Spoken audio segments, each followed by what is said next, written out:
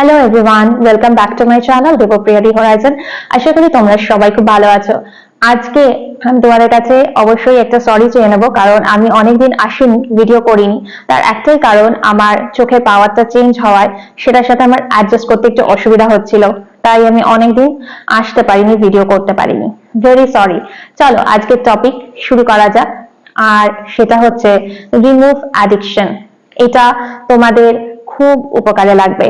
ভিডিওটা শেষ পর্যন্ত দেখো, স্কিপ করো না, তাহলে হয়তো কিছু পয়েন্ট মিস করে যেতে পারো। চলো শুরু করা যাক।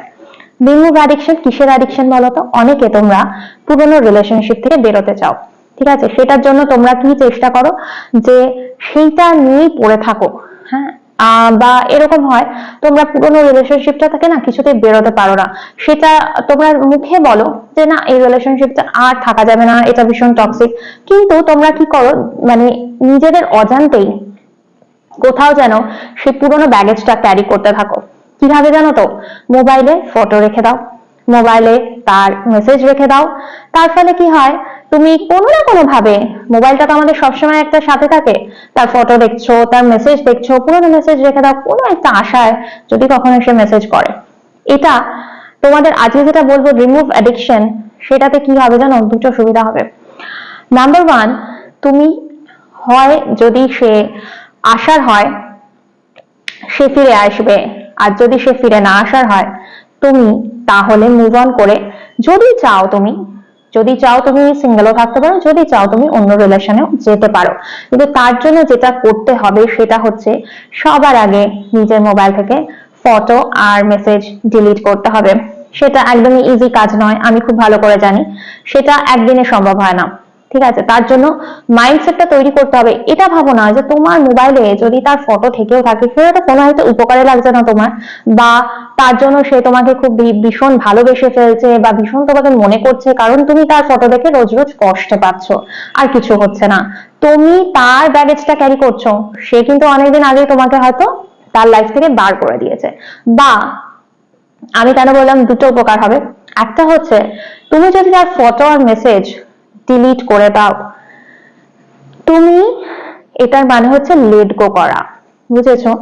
যদি তুমি হয়তো সেই পুরনো রেজিস্ট্যান্সটা ক্যারি করছো, মানে তুমি যখনই পুরনো ফটো দেখছো তার প্রতি তোমার একটা বিরক্তিও আসছে, ভালোবাসা তো কোনোভাবেই আসছে না, কারণ তোমার হয়তো অনেক বিটার এক্সপিরিয়েন্স আছে তার সাথে, কোনোভাবে ভালোবাসা আসছে না। তুমি সমস্ত পুরনো বাজে যত মেসেজ আছে সেগুলো, মানে বাজে মানে সমস্ত মেসেজ ডিলিট করে দাও। যদি তুমি তার সাথে নতুন ভাবে রিলেশনশিপে আসতে চাও আরো একবার, বা তাকে একটা চান্স দিতে চাও, তাহলে সবার আগে ফোন থেকে সমস্ত ফটো ডিলিট করো, সমস্ত মেসেজ ডিলিট করো, এবং নতুন ভাবে কিছুদিন পর রিলেশনশিপটাকে নিয়ে ভাবো। মেসেজ ডিলিট করলে, ফটো ডিলিট করলে সাথে সাথে সেই রিলেশনশিপটা নিয়ে ভেবো না। 7 থেকে 10 দিন নিজেকে টাইম দাও, নিজের মতো একটা লাইফ লিড করো। নিজে, তোমার বন্ধু বান্ধব যারা আছে যাদের সাথে তোমার ভালো লাগে, বা নিজের সাথেই সময় কাটাও, একটু অন্যরকমের বই পড়ো বা গান শোনো, বা যেটা তোমার করতে ভালো লাগে সেটা করো, কিন্তু তাকে কোনো মিস কল দেওয়া বা স্টক করা এগুলো করো না। তুমি একদম নিজের মতো থাকো, নিজের মতো আলিফ থাকো। সে যদি তোমাকে ভালোবাসে, ঠিক তোমাকে সে মনে করবে।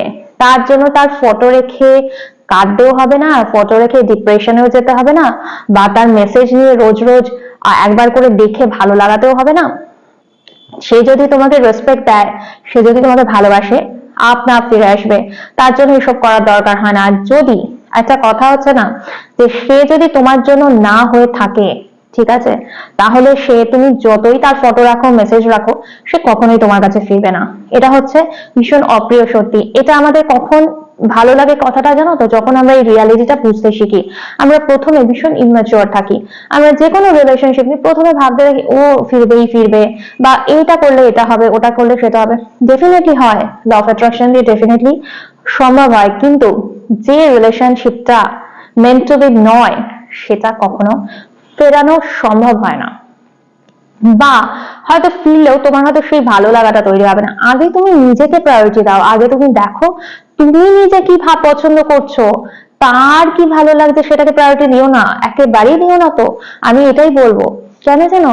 তোমার নিজের ভালো লাগা, নিজেকে ভালোবাসা যতক্ষণ না তৈরি হবে ততক্ষণ তোমাকে কেউ ভালোবাসবে না। তুমি ধরো তোমাকে তোমার নিজের পছন্দ হচ্ছে না, বা তোমার নিজের ভালো লাগা মানে যে জিনিসগুলো তোমার আছে সেগুলোকে তোমার নিজেরই ভালো লাগছে না, তাহলে অন্য লোকে কি করে তোমার ভালো লাগতে পারে বলো তো? তুমি যখন নিজে একটা মানে দেখতে সুন্দর বা অ্যাট্রাকটিভ লাগবে, বা তোমার কিছু হ্যাবিটস চেঞ্জ হবে, বা কিছু যেটা যেটা তোমার পুরোনো জিনিসগুলো ছিল সেগুলো থেকে তুমি যদি একটা নতুন তুমি একটা তৈরি হও, এটা আমি কিন্তু অন্যকে ভালো লাগানোর জন্য বলছি না, এটাকে নিজেকে ভালো লাগানোর জন্য বলছি। সেটা যখন তুমি হবে অটোমেটিক্যালি তোমার আশপাশের লোক, কি তুমি যার জন্য এতদিন ধরে ভাবছিলে যে সে তোমাকে কেন পাত্তা দেয় না, বা সে তোমাকে কেন অ্যাটেনশন দেয় না, এইসব ভাবছিলে, সে একবার হলেও ভাববে যে এই মানে এরকম তো এ ছিল না, বা এরকম তো আগে কখনো দেখিনি। বা কি হয়, তোমরা রিলেশনশিপে যেটা করো না, ভীষণ ন্যাগিং হয়ে যাও, ভীষণ স্পেস কম দিতে শুরু করো।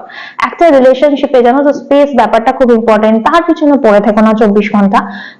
তোমার মতো কাজ আছে, তার মতো কাজ আছে, একটু হালকা ছেড়ে দাও তাকে, তার মতো একটু তার বন্ধু বান্ধব যার সাথে ইচ্ছা হ্যাং আউট করুক। যদি তার তোমাকে পছন্দ হয় বা ভালোবাসে, সে কখনো ভুলভাল কাজ মানে কোনো কাজ করবে না। আর যদি তার মেন্টালিটিটাই ওরকম হয়, তুমি হাজার চেষ্টা করে বা হাজার তাকে আটকিও না, কোনোভাবে কিছু করতে পারবে না। তার যদি কিছু করার হয় সে নিশ্চয়ই করেই ফেলবে, সেটার জন্য তুমি তাকে কোনোভাবে স্টপ করতে পারবে না। আমার কথাগুলো নিশ্চয়ই বুঝতে পারছো আমি কি বলতে চাইছি। তোমাদের জন্য আমি খুব শীঘ্রই আরেকটা ভিডিও বানাবো, সেটা হচ্ছে রিলেশনশিপ কিভাবে ঠিক করবে, ঠিক আছে? এটা হচ্ছে আমি তাদের জন্য ভিডিওটা বানালাম যাদের হয়তো রিলেশনশিপটা একদম খারাপ হয়ে গেছে, বা সত্যি যারা বেরোতে চাইছো রিলেশনশিপটা থেকে। আমি এই ভিডিওটা তাদের জন্য বানাইনি যারা হয়তো রিলেশনশিপটা এখনো মনে হচ্ছে 0.1% চান্সও আছে, তাদের জন্য এই ভিডিওটা নয়। কারণ যারা মন থেকে প্রিপেয়ার যে আমি বেরোতে চাইছি, কিন্তু কোথাও যেন ব্যাক অফ মানে মাই মাইন্ড এটা থেকে যাচ্ছে, ব্যাক অফ ইয়োর মাইন্ড যখন সে থেকে যাচ্ছে না, তখন রিলেশনশিপটা থেকে বেরিয়ে তুমি যখন কখনো আরেকটা জিনিস মনে রাখবে, একটা রিলেশনশিপ থেকে বেরিয়ে কখনো সাথে সাথে আরেকটা রিলেশনশিপে ঢুকবে না। বুঝতে পেরেছো? এই জিনিসটা কখনো ভুলেও করবে না। এটাকে বলে রিবাউন্ড রিলেশনশিপ। আর রিবাউন্ড রিলেশনশিপ কখনো ভালো হয় না, কারণ সবসময় সেটা একটা ভুল ডিসিশনই হয়। আগে নিজেকে সময় দাও, নিজেকে বোঝো তোমার কি ভালো লাগছে না লাগছে। এই নয় যে সেই সময় তোমাকে যে কনসোল করছে তাকেই তুমি আবার ভালোবেসে ফেলছো, সেই রিলেশনশিপ কিন্তু বেশি দিন টিকবে না। বুঝেছো? সেই জিনিসটা কখনো করো না। কাউকে ভোলার জন্য কাউকে ইউজ করে আরেকটা রিলেশনশিপে ঢুকে এবার সে দুদিন পরে সেই রিলেশনশিপটা খারাপ হলো, সেটা কখনো করতে যেও না। নিজেকে টাইম দাও, নিজের সাথে টাইম স্পেন্ড করো। লাইফে অনেক কিছু করার আছে, রিলেশনশিপই আলটিমেট জিনিস নয়। বুঝতে পেরেছো? তো আজকের মতো ভিডিওটা এখানেই শেষ করবো। তোমাদের যদি ভিডিওটা ভালো লেগে থাকে বা উপকৃত হও ভিডিও থেকে, অবশ্যই তোমার বন্ধু বান্ধব যার যার দরকার তার সাথে শেয়ার করো। হয়তো হতে পারে আমার কোনো একটা সাজেশন তার খুব একটা বড় উপকার করলো, সেটা তোমার জন্য আর আমার জন্য ব্লেসিংস।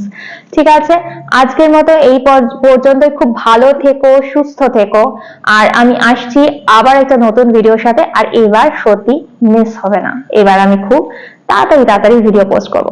চলো, টাটা।